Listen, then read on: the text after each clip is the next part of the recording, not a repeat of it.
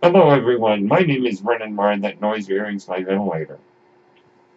Welcome to Page Turners They Were Not, my Star Wars podcast. So, the Oscars are on nominations, I should say, are on Monday.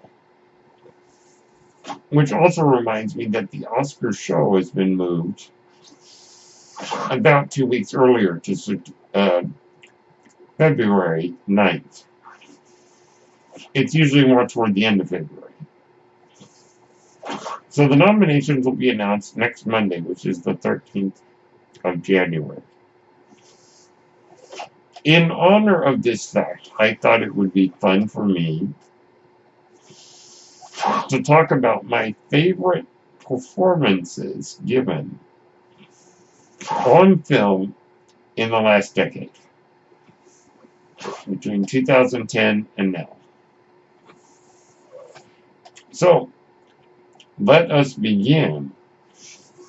Now, these are my favorite, not necessarily the best, but these are the ones that really stuck out to me. And I'll begin the way the Oscars do, with Best Supporting Actor. Well, this one is pretty easy for me. There are 3 actors who I feel gave my favorite performances. That is Mark Rylance in Steven Spielberg's Bridge of Spies, Colin Farrell in Saving Mr. Banks, and Mark Hamill in Star Wars The Last Jedi. So let's begin. Mark Rylance. I had heard of Mark Rylance. I knew that he was a Shakespearean stage actor. I had heard him in Brows Held High's discussion of Richard III. That Mark Rylance was a great Shakespearean who had brought that character to life on stage. But I had never seen Mark Rylance for myself. I remember the trailer for Bridge of Spies didn't do a lot to highlight the character of the spy caught in America.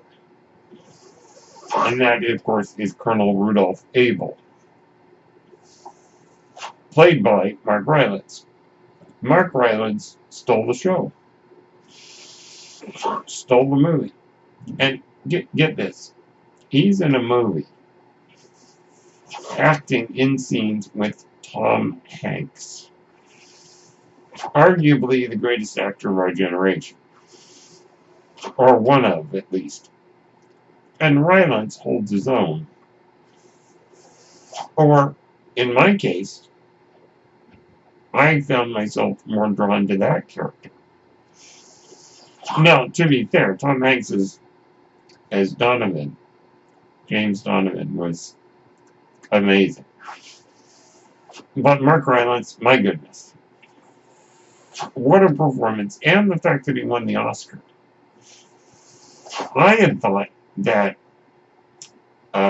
Sylvester Stallone had the Oscar in the bag for playing Rocky in Creed. But I was blown away by Rylance, and I was so very amazed to discover he had won the Oscar for Best Supporting Actor that year, rightly so. So Mark Rylance in Bridge of Spies. Colin Farrell in Saving Mr. Banks is my next choice. Yet again, a character who was underplayed in the marketing. But my goodness, what a performance. I wasn't a big fan of Colin Farrell at that point.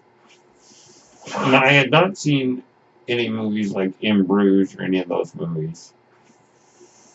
Any of his better movies. I had only known him from Daredevil as Bullseye and Alexander as Alexander the Great. the less said about those performances, the better.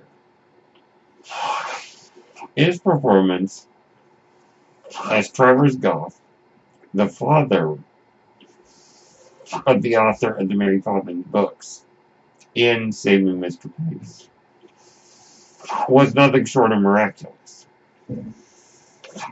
A heartbreaking, brilliant performance of a tortured soul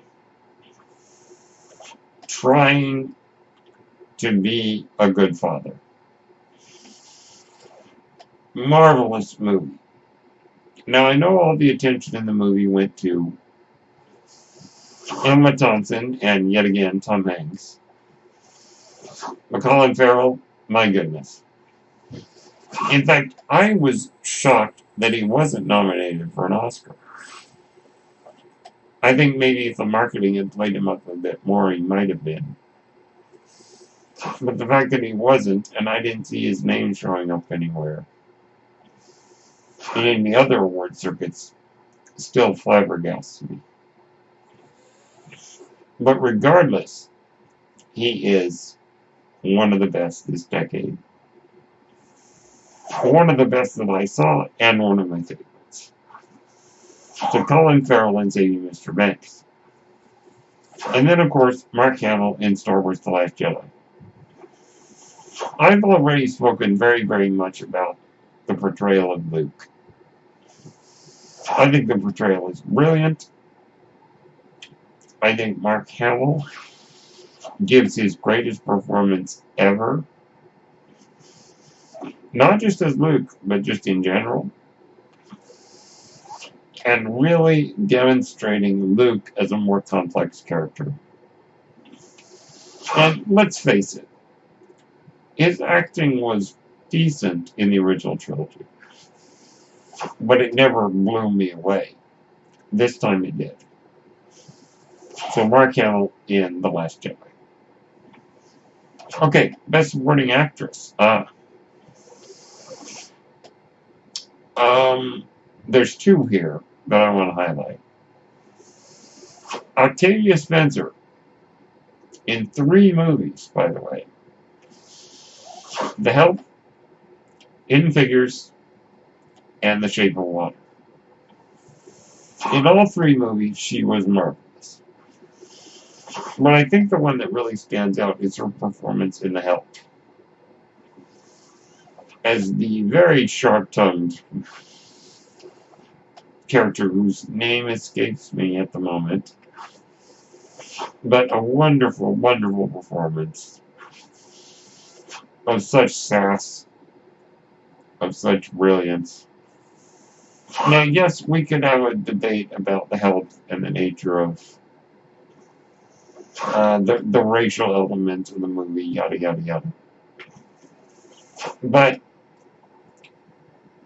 Octavia Spencer blew me away in that movie. And I have had my eye on her ever since. She left such an impression on me that anytime I see that she's going to be in an upcoming movie, I'm excited. So if you have not seen The Help, I would recommend it. It's quite good, and I was very moved by it. And Octavia Spencer wowed me in that movie. Now keep The Help in mind, because we'll be coming back to that later. That Octavia Spencer in The Help, Hidden Figures, and The Shape of Water. And then Ana de Armas. Ah, yes. I kind of got a crush on Ana de Armas. She's a Cuban actress who plays Marta, basically the lead character in Knives Out. Which we'll get to that in a minute. But her supporting performance in Blade Runner 2049 as the holographic girlfriend Joy was wonderful. Charming, moving, And the movie presenting the idea that love between Officer K and Joy, Officer K being a replicant or android, and Joy being a hologram, yet their romance is acceptable and believable. I say acceptable because I accepted it as their love being as real as love between two living beings, or love between a living being and another replicant. If Rick Deckard is indeed a living being. That's a debate for another time, but the romance between Officer K and Joy is as believable as romance between two living beings. And the idea that it's just as powerful. And I think the reason I believed it was Ana de Armas. She was so good. And it's not just because she's really cute, which she is. But she was so good in it. So Ana de Armas in Blade Runner 2049, another wonderful actress in a supporting role. Okay, actor in a lead role. Well, this is pretty easy.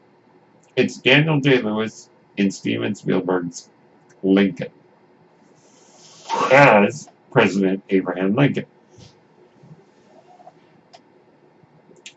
The 16th President of the United States was brought to life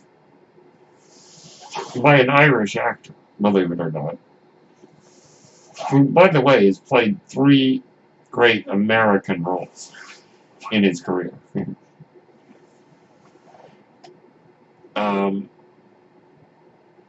In terms of Oscar level. That would be, Bill the Butcher, Daniel Plainview, and Abraham Lincoln. His performance as Abraham Lincoln, to me, has not been topped this decade. This last decade, at least of the movies I've seen. And also it's one of my favorites because he brings the President of the United States to life in such a unique way. Everything from its high-pitched voice, his way of moving, his wry sense of humor, it was all marvelous. So Daniel Day-Lewis and Lincoln. Though, I do need to throw in a runner-up.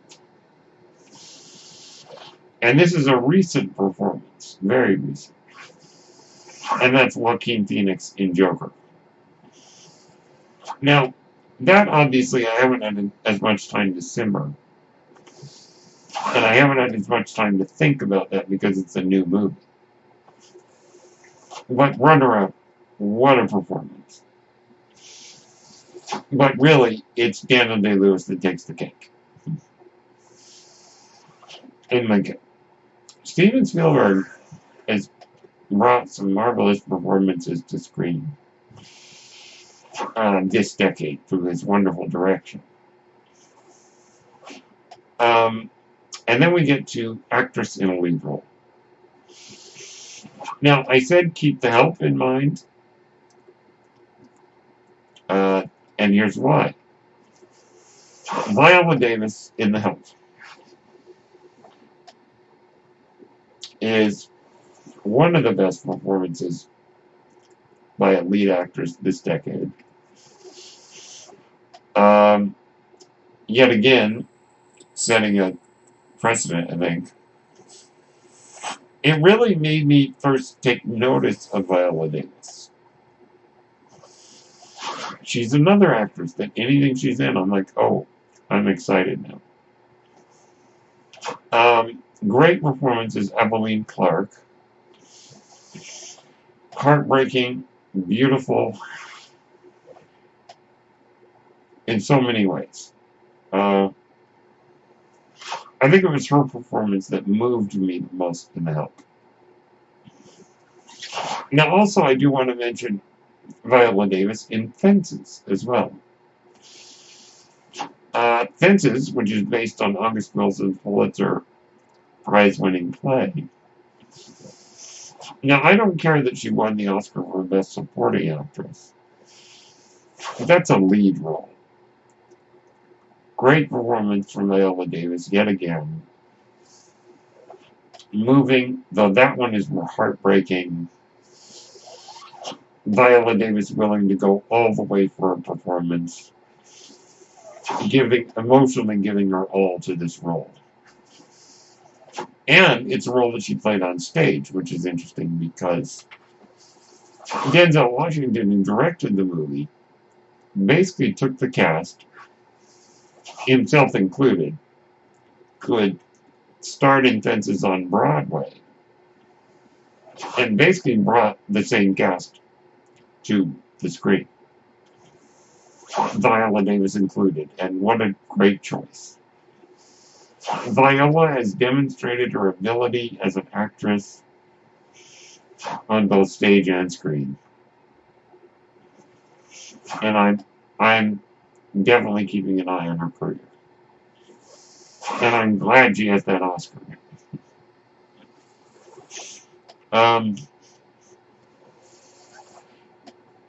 Another performance that I want to mention briefly, Ana de Armas in Knives Out. Well, this is more of a runner-up because it's recent.